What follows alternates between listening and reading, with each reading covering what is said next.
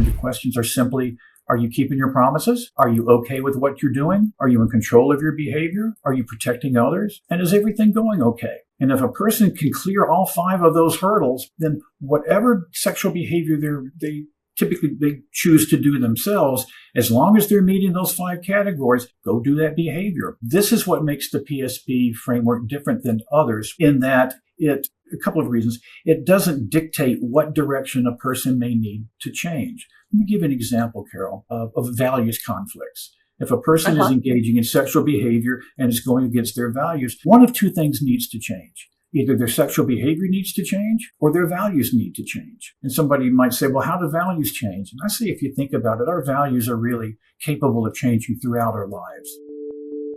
Partner betrayal is disorienting, heartbreaking, and results in absolute confusion for the betrayed partner. You worry that nothing in your life was real, and you fear that you will never be able to trust your spouse or yourself again. Well, welcome to the Rebuilding Trust podcast with Carol the Coach. I'm Carol Jurgensen-Sheets, aka Carol the Coach, and what I can promise is that when you listen to my podcast, you'll begin to believe that there is hope. We will be hearing from experts all over the world who specialize in problematic sexual behavior, sex addiction, and infidelity. Together, we will be asking them the hard questions about how you both can rebuild safety, find strengths, grieve and mourn what you had, what you never had, and what you fear you will never find again. The truth is that rebuilding trust is possible, and I am going to show you the steps to working together to build a whole new marriage based on the honesty, authenticity, and transparency that your marriage deserves. Rebuilding Trust with Carol the Coach.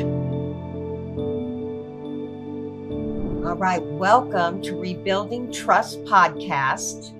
Today, I have an expert in problematic sexual behavior, and he has put together a theory, a foundation, a proposal for people to look at compulsive problematic sexual behavior differently. It's so non-judgmental.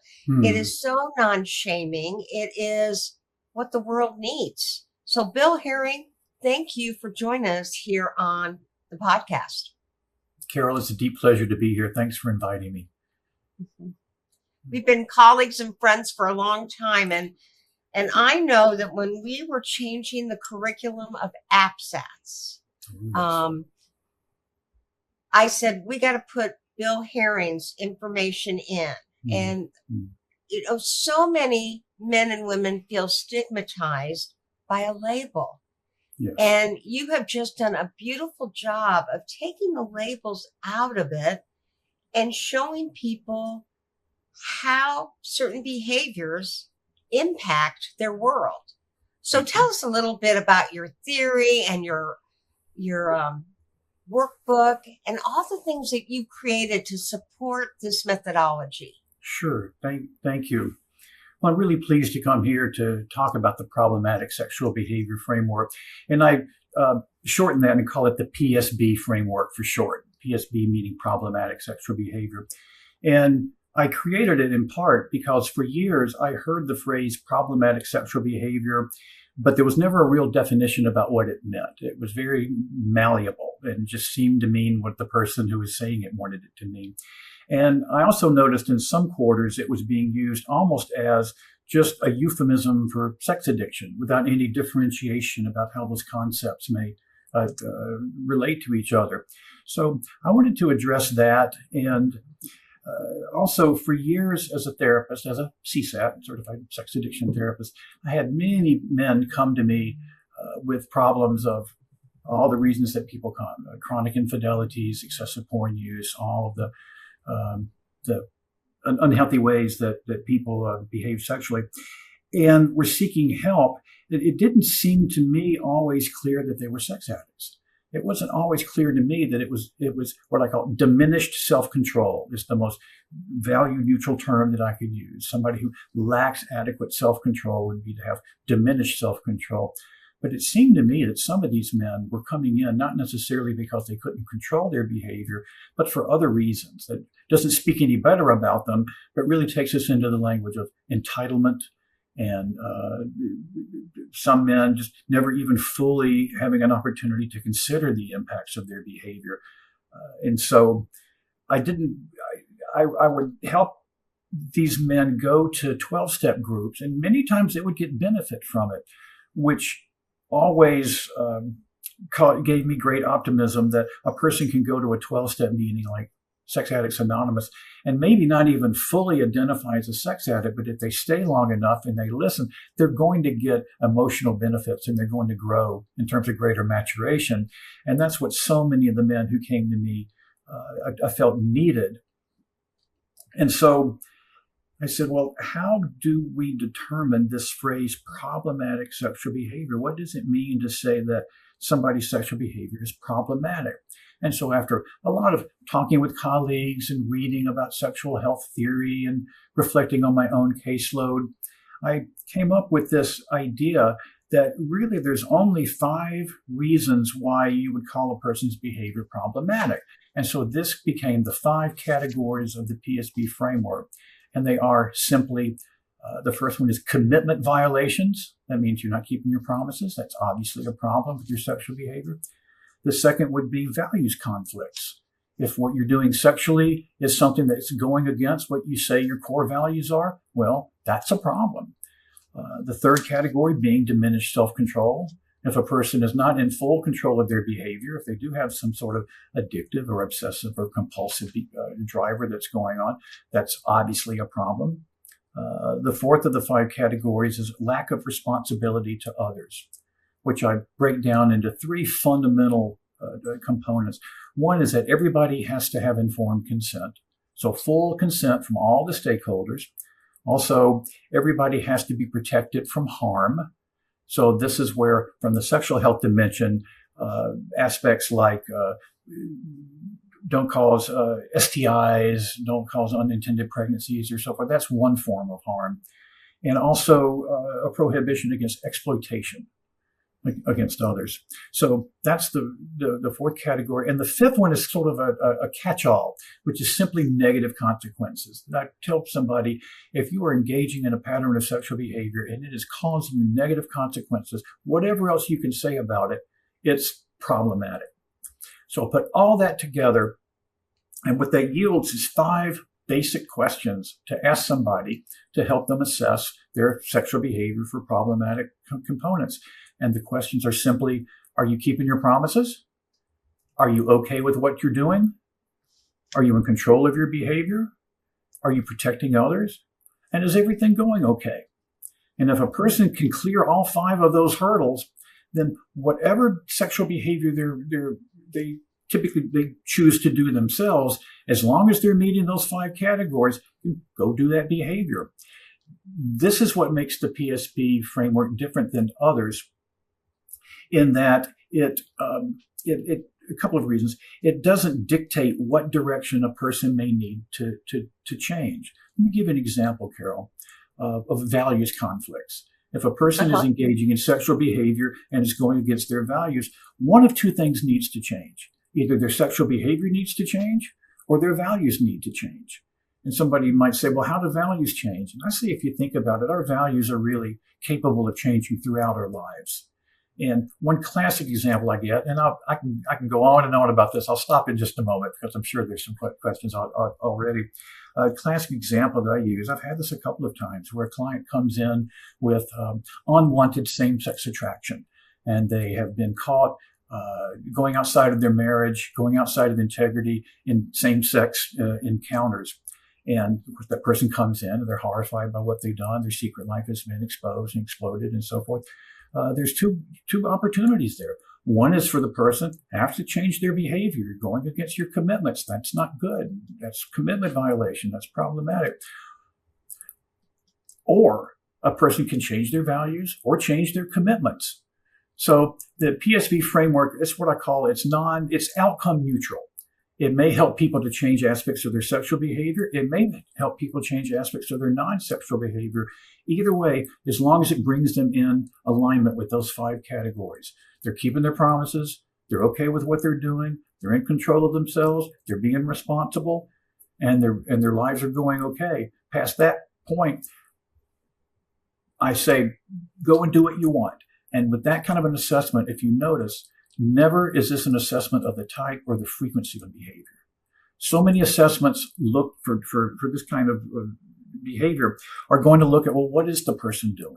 Is there S&M involved? Is there this behavior? Is there that behavior involved? How often is it happening? I think those are very important, but they're also open to a lot of cultural differences in terms of what kind of behavior is okay and what kind of frequency. So I designed the PSB framework so that we don't have to even look at what the person is doing or how much they're doing. All we have to do is look very basically at those 5 questions, and we can decide whether that person needs help. The benefit of this, I'll land with this, is that so many men come in, they're so leery to be called a sex addict so soon. And this bypasses that problem all the way from the beginning. This says we can decide what to call it later. Right now, let's just determine, do you have a problem? Can I ask you 5 questions? And they'll say yes. And I'll ask. And these are all invitational questions. They sort of lead to a wider conversation, which I call sexual health conversations. And generally, by the end of that 5th question, that client is very self-aware of whether they have a problem, and they're committed to doing something about it, because we haven't had to confront the issue about whether or not addiction is the language that works for them. So, well, I know that those 5 questions open up the door for someone to really become self-reflective. That's what it is. And assess how is it impacting or not their relationships, their quality of time, the harm of somebody else. So yes. I know that anybody can just backtrack and hear what those 5 questions are again, but they're so simple, and yet they are the basis of your framework. One more time, those 5 questions are. Sure. Are you keeping your promises? Okay. So that has to do with honesty. Are they being honest? Yes. Are they honoring their commitments? Are they honoring their promises? Are they doing what they say that they're going to do? And that includes, I've learned, got to be clear sometimes, not just explicit, but implicit promises and commitments. Obviously, some behaviors would be so slam dunk, but other behaviors, I've heard men say, well, we never really talked about whether pornography was going to be okay in the marriage or not. So I just treated it as don't ask, don't tell. Well, was there an implicit understanding about what the rules would be about pornography? Hey, well, we never really talked about it. Well, and I would come back, what do you imagine was understood? And people would say, well, it really was. We never said it, but of course, that was an implicit promise. So I wanted to put that in for the very first question of violating your promises. It's not just explicit promises, but it's all those underlying background ones that people may sort of put in the background unless they're asked specific. So that's the first question. Second, are you okay with what you're doing? This assesses for values conflicts. Third is, are you in control of yourself? And this is very subjective. Some of these items, such as commitment violations, you're either breaking a commitment or you're not. It's pretty clear. It's quantifiable. It's yes or no. Values are a little bit more of maybe living a little bit outside your values, so far outside your values. And the same with self-control. It really is an internal sense of, does the person feel like if they are engaging in this behavior out of full volition, knowing all the consequences, or are they in some ways being driven by some sort of compulsion? Fourth question, are you protecting others? This speaks to the social responsibility of all sexual behavior has an interaction with somebody else, except for masturbation. It's an inherently social construct. And so we as humans have a right to protect to protect the well-being of other people. And that includes sexually as well. So the question is you getting full consent from everybody? Is everybody operating from a place of power that they're not being exploited and they're not being harmed? And I use this a lot of times in talking about pornography.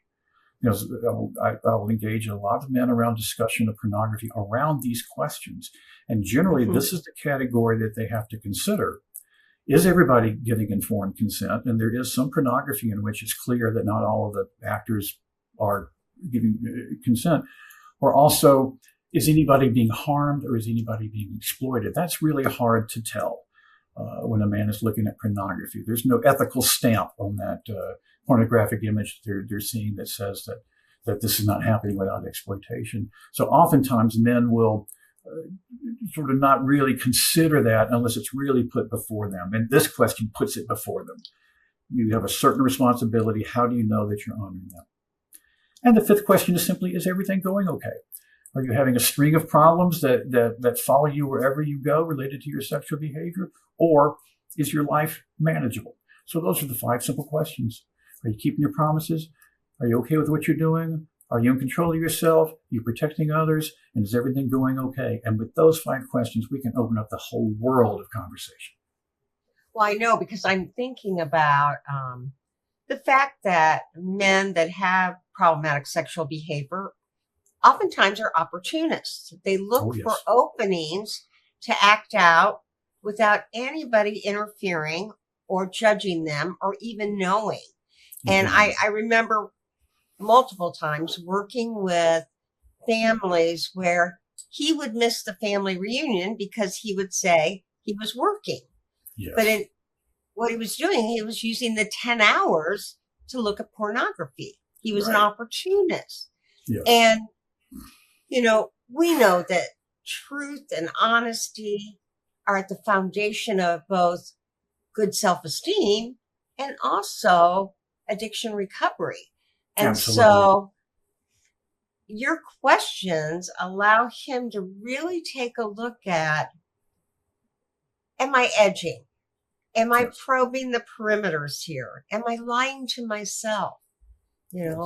Because I wasn't honest. I didn't say I'm staying home so I can look at porn. I said I'm staying home so I can work. And finally make a commitment. And That's you lying. actually even have had groups where you use this methodology with the groups to have them self-examine, if you will. Oh, absolutely. Right? Absolutely. I actually run 7 groups a week, each with 8 men apiece.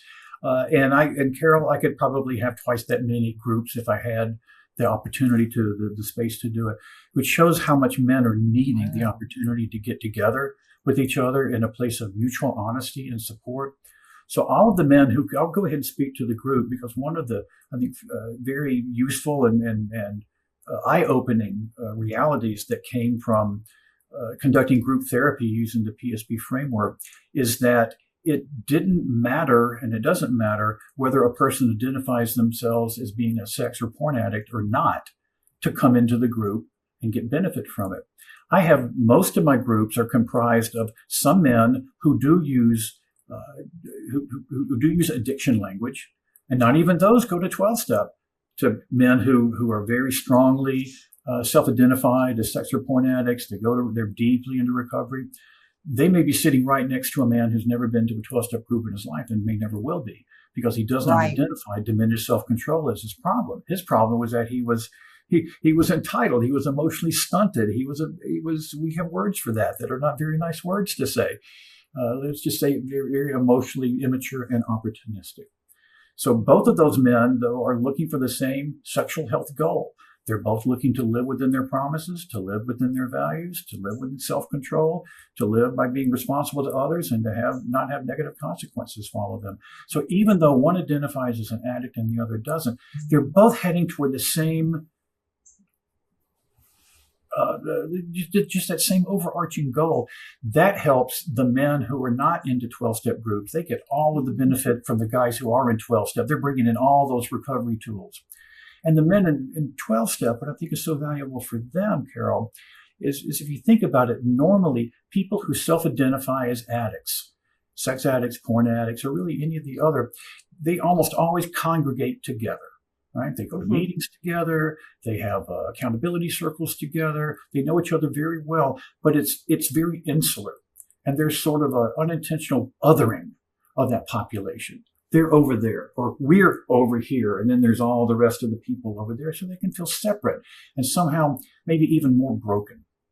But if we bring them into the group where they are on an equal level to men who don't have diminished self-control, but they're engaging in sometimes almost the exact same behavior, they can frame their sex addiction in a larger context of human sexuality, and a larger context of what it is to be a male sexual being, they find that they're not that different. Both parties find that they're not that different from each other, and there becomes a commonality there that creates a really strong bond. And so this is where the magic happens for me, is being able to run these groups using the PSB framework, keeping those 5 questions in front of the men on a regular basis, and they grow because you use the phrase, and it's accurate, self-assessment. I consider the PSB framework to be, I use the phrase, a democratization of sexual health assessments. You don't need to go to somebody and have them fill out a whole bunch of surveys for you. You can sit, like as you say, in self-reflection and just honestly ask those 5 questions. Or you could ask a friend or a family member. Or you could, it's very portable. It really works in a lot of different settings, both professionally and personally. So that's a bit about the groups that I run. And one indicator that it's so beneficial for these men is that I ask them to stay a minimum of 12 weeks, and then they can stay as long as they like. And, the average length of stay is about 4 years. I was going to say 3 years. So 4 Yes. years, huh? Yes. And that's the same with my groups too, that they get to, Patrick Carnes taught me this. He said, I said, Patrick, if there's one thing I can do for the sex addicts that I work with, what would that be? And he said, have open-ended groups where they can crosstalk, because they need each other for support and also to help hold each other accountable. Absolutely. Now, I got 2 questions for you and 1 observation. First of all, for our listening audience, I'm talking with Bill Herring, who is a LCSW. You can find him by Googling him. It's Herring. He's out of Georgia, right? Yes, true, Atlanta. And I just think it's phenomenal that you have that many groups. That speaks to how men want this opportunity to get clear with themselves about who they are and who they want to be. Yes. But Bill keeps talking about sexual health. And what you probably don't know about Bill is that he was nominated and awarded with the SASH Award, which stands for the Society of the Advancement of Sexual Health. I mean, you have been a pioneer in our field to say, let's assist people, let's help people, but let's not shame people. Yes. And you've worked really, really hard at that. And I just want to thank you. Now, you actually held an office within SASH, right? Oh, sure. I was, for a number of years, even back before SASH was SASH, it was the National Council on Sexual Addiction and Compulsivity. And wasn't that a mouthful? And it was back in 2004 when I was on the board for several years. We debated back and forth, continuing to have a name that spoke to the problem. National Council on Sexual Addiction was its first title, and then they added, before I came aboard, and compulsivity. And to me, as soon as that happened, I knew we had to change the name to speak for what's the problem, because there's so many ways to talk about the problem. There's so many different language choices that we use. To my view, and it's sort of what happened within the organization, is let's talk about the solution. And the solution is sexual health, healthy sexuality. And for years, I had some pushback initially from some traditional sexual health workers who said that phrase is really reserved for reproductive health and prevention of pregnancy and so on. And I respectfully disagreed with that this behavior, talking about living in a sexually responsible manner, is a sexual health requirement. It's the essence of sexual health, is to live in a way that's not bringing harm really to self or anybody else. So I was on the SASH board for quite a while.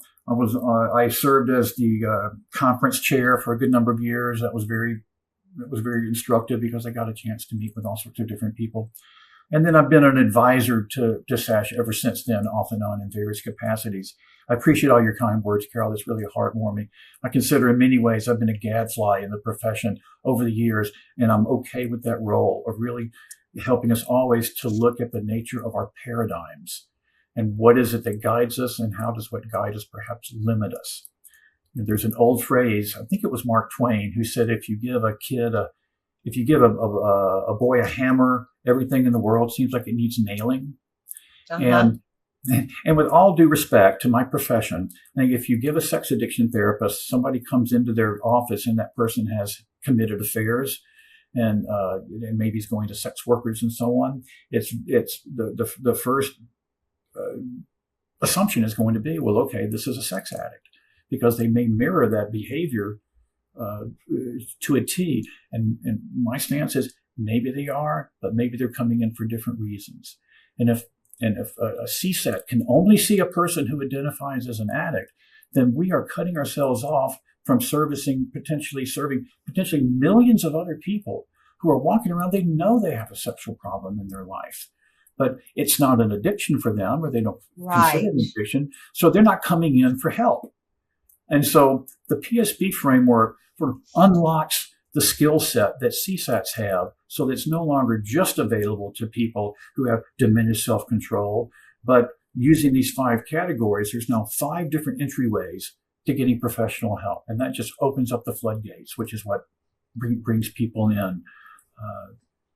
Well, and then can you explain the 2 levels? Because what I remember from my training is that the paradigm was different.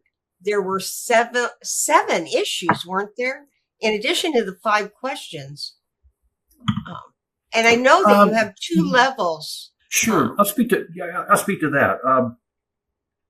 This actually, to me, it was fascinating that when I was creating the PSB framework, I did not realize what it took me a few years after to really bring home to me. And I first wrote about this in 2017. So over the years, I realized it was staring me right in the face, a whole dimension of these questions that are very pertinent, which is each of those 5 questions can be asked about a person's sexual life. But if you drop back, they can also be asked about a person's entire life.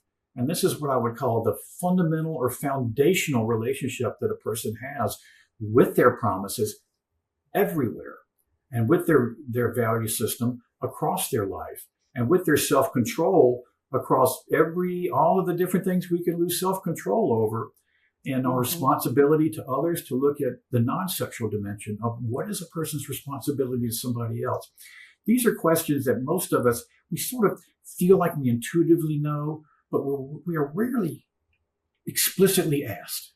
Carol, what is your responsibility to other folks? And how far does that go? And how might your answer differ from somebody else's answer, or differ from how it might have answered a few years ago? So it becomes a snapshot of the person's entire world. And it's important because I realized if we are asking someone to change their sexual behavior in a way that's congruent with their values, but they have never really drilled down to consider what those values are and what to do when they have values conflicts, then we're asking them to do something that they're not equipped to do. Absolutely. I find that, right? So many men, when they have values conflicts, you know what they do? They ignore them. They compartmentalize. The one way to not deal with the fact that it's conflictual is to just compartmentalize. I'll go forth to say, I'll come back to that in a minute. I've gone so far, Carol, as to come up with the phrase PSB-induced dissociation. For me, the phrase compartmentalization, it just doesn't do justice to how some of these men can live 2 different lives. To compartmentalize is, to me, if I have right now, I recognize I have a little ache in my side, but I'm talking to you, I'm not thinking about it, so I've compartmentalized that. That's just healthy. But what these men are doing, I think compartmentalization is too easy of a word for them. It is flat out dissociative. Different value systems, different beliefs, different behaviors, different energy levels. You know how it goes. So yeah, deception. And eventually to self. And this, with a person, not until they finally look in the mirror. And these questions are really mirror questions that a person can hold up. But I think these men, they get so dissociative PSB-induced dissociation, that they never really confront the values conflict. So that's one reason that I, in working with men, try to drop back and look at an entire values clarification across their life. A metaphor I use is if you have a plant, you're growing some plants in a soil that's not healthy soil, that plant's not going to grow. So if we're asking men to change some aspects of their sexual behavior, but the rest of their behavior is out of alignment, then we're asking them to do something sexually that they can't do in any form or fashion. So that's the second level of these questions. Looking at what is my relationship to self-control in general? Well, now I have to look at how do I handle social media use, and how do I handle doom scrolling? How do I handle my relationship with impulsive eating? How do I handle just anything that can grab our attention, Amazon purchases, and so on. We need to look at the entire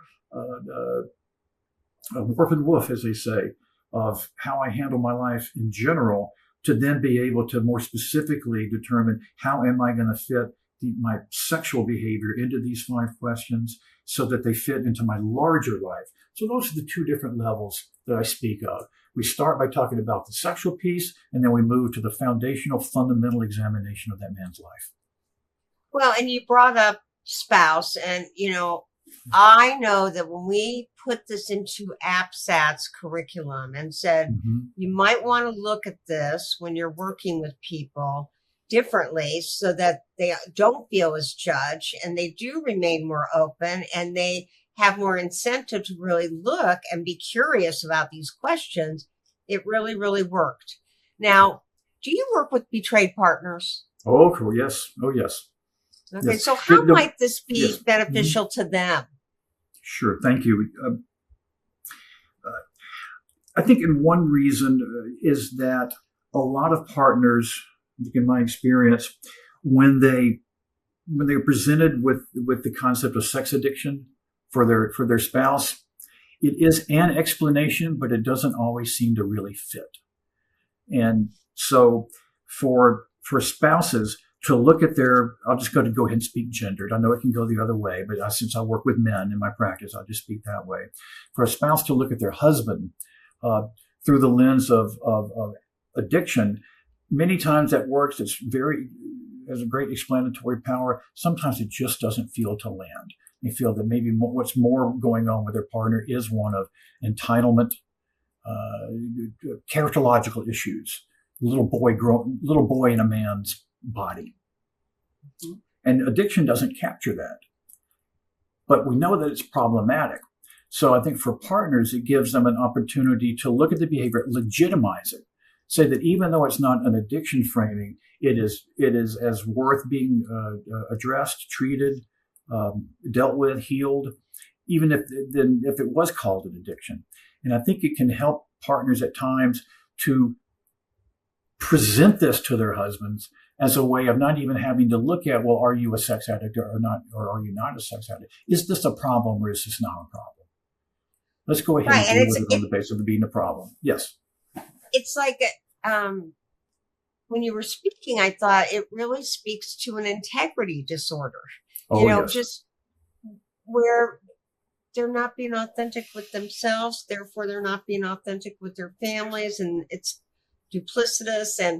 And I know you and I both believe that when you know better, you do better. And with the right tools, and if you can remove or decrease the shame that comes along with any kind of an addiction, they're bound to get healthier faster. Absolutely. And they're bound to want to connect together and discuss the values, discuss the integrity. Yes. Yeah.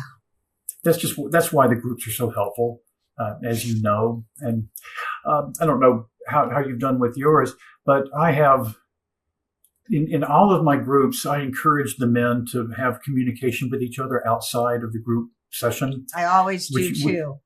Which it was not the traditional view of how to do group therapy. You're supposed to keep everybody away from each other except for those 90 minutes a week to not contaminate the field. Gosh, in this world, we need them to be able to rely upon each other and to build those alliances. And I have no part of that ecosystem. They have their own life, and as long as they're not forming little cliques or saying something about someone that they wouldn't say into their, directly to them, it helps them so much, as you say, to build that.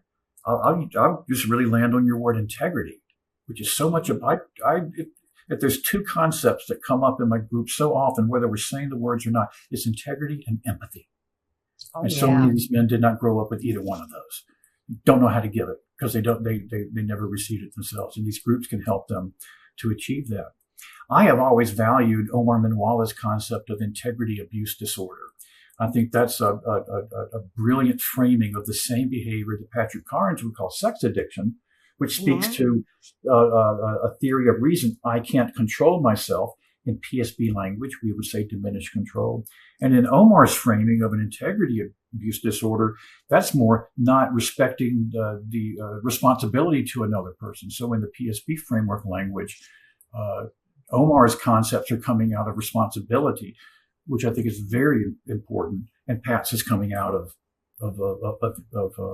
intent of cause. So, well, and you're one of them.